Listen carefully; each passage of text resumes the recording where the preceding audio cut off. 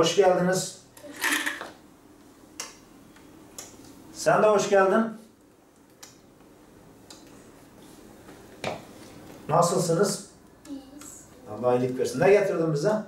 Gazze'yi kardeşimiz için ailecek topladığımız kumbaramızı getirdik.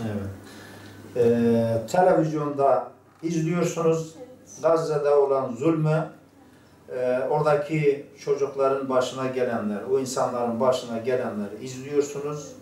Dayanamıyorsunuz buna ve bunun için bu kumbarada para biriktirdiniz. Gazze'ye ulaştırılmak üzere bize getirdiniz. Kimle topluyorsunuz bu parayı? Ailecek beraber topluyoruz. Evet. Allah hayrınızı kabul etsin. Sizi salihlerden eylesin.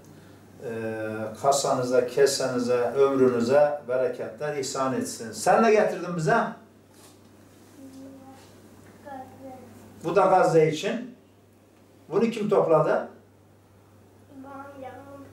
Beraber topladınız. Sen istedin, babam verdi. Allah seni de salihlerden eylesin. Hayrınızı kabul etsin. Biz de bunu Umut Kervanı olarak teslim aldık ve inşallah Gazze'ye ulaştıracağız. Allah-u Teala hayrınızı kabul etsin. Yani orada çocuklar öldürülüyor ya. Sen Kürt olsan ne, Arap olsan ne, Acem olsan ne, eğer bu konuda duyarsız kalıyorsan Allah-u Teala böyle çocuklarımızın sayısını arttırsın. Allah-u Teala onları salihlerden eylesin. Onlardan da ailelerinden de razı olsun.